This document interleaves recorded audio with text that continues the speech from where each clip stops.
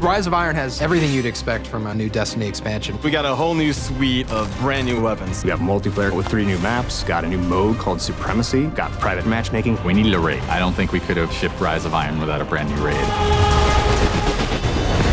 Tons of new armor, tons of new gear. There's a story campaign with characters and cinematics. New public events, new patrols, and new secrets to uncover.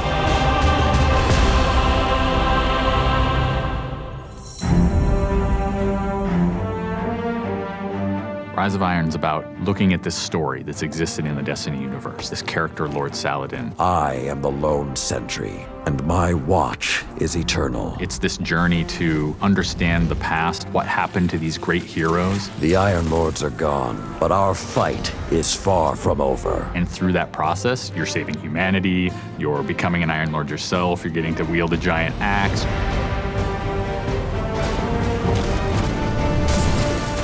The idea of playing through a blizzard is something that we've never tried, and you're going to see that in Fellwinter Peak. Fellwinter Peak is very interesting because we've never had the player fighting through a social space before. When you walk in there for the first time and the fire's lit and it's just casting glow up onto these 8 heroes, you've been holding their weapons for 2 years. When we can take those elements of Destiny and put them all together into one coherent moment, I think is awesome. It is time to finish what I began so very long ago. Come, Guardian, help me give my friends the rest they deserve. This is the Guardian's journey with Saladin. He's sending you out into kind of a land that's been forgotten in the Cosmodrome. You're going into Earth, but it's changed, it's actually expanded. You'll see the Plaguelands, post-apocalyptic sky, there's lava welling up from the ground. We know the Devils have been digging into the Cosmodrome for years. They've been looking for something. Well, what they found is SIVA. It is a nanotechnology that can be used to shape things, but they're not trying to use it to build, they're trying to use it to destroy. They've started mutating their bodies, turning themselves into giant monsters, transforming the landscape, even of the Cosmodrome, into this horrible, burning fortress world. Hell's loose in old Russia. Every second we stand here, SIVA's influence spreads and the Devil Splicers grow more powerful. Keep fighting, Guardian.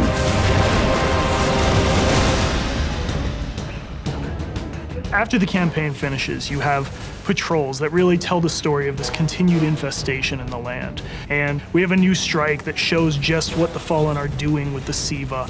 It's this spooky place called the Wretched Eye. There's this really neat boss encounter. A fallen captain has plucked an eye out of an ogre, affixed it to his weapon, and he's using that to sort of tase you out of your rat hole while this blind ogre just walks around trying to crush you. We also have a few reprise strikes that we're bringing back for players.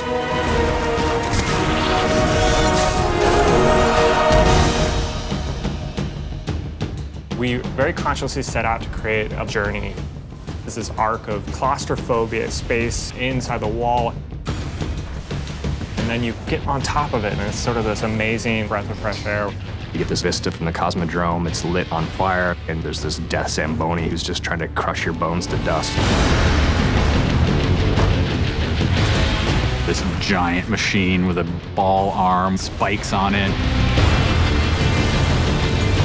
What does it mean in a raid when you got to run? I actually want that tension to exist. There's something really emotionally powerful about going on a journey, reaching to the top of the mountain, and then crashing back down, confined once again.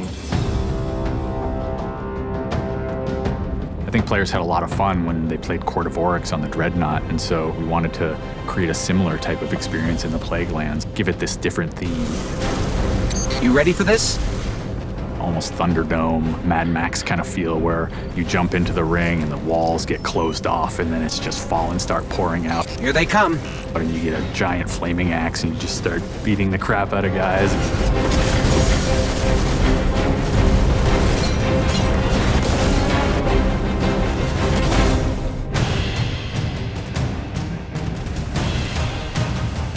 We thought, how can we increase the ways that you express the way you like to play?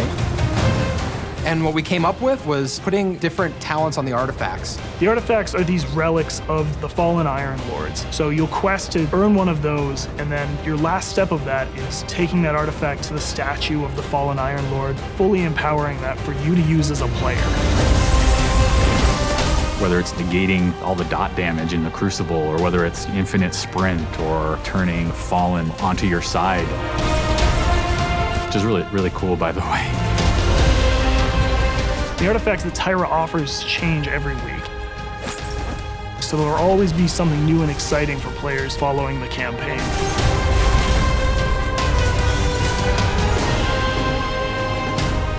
When you put snow, everyone thinks of pelts and cloaks and hoods.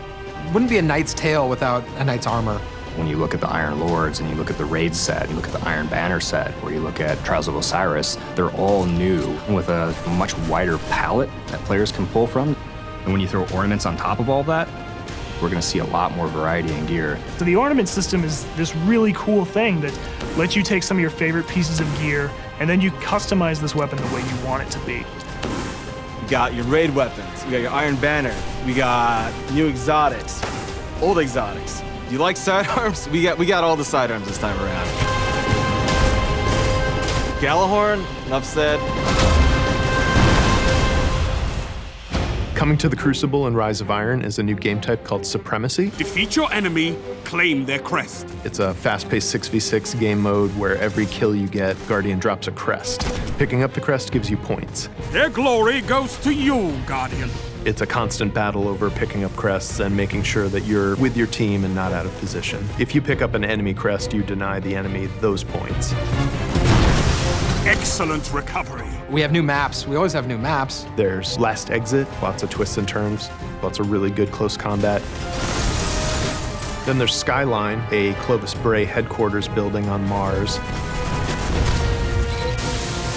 It's a symmetrical, large map. The last one is Floating Gardens, which is an open map. One thing we're really excited about in Rise of Iron is the introduction of private matches.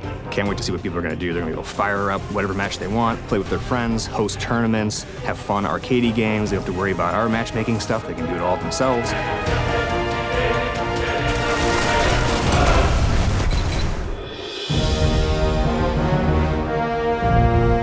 Sometimes when I play and I have headphones on and I'm in that world, I get little chills because it's not just the effects and the amazing graphics, it's the audio that helps reinforce the journey that you're going through. We really want Destiny to feel like it's a natural world that you inhabit, like it's a world that could exist, that does exist. The score is incredibly strong, and the work that the audio team has done on this game, it lights you up. It becomes something bigger than just a mountain and just a fight. It becomes an experience, and you hopefully get lost in it. That sense of fun, that sense of adventure, that sense of the unknown, I want to see that translate to our fans and our players. When you see your character at the end of the campaign, I really, really hope that you feel triumphant and proud, like, wow, I'm becoming an Iron Lord.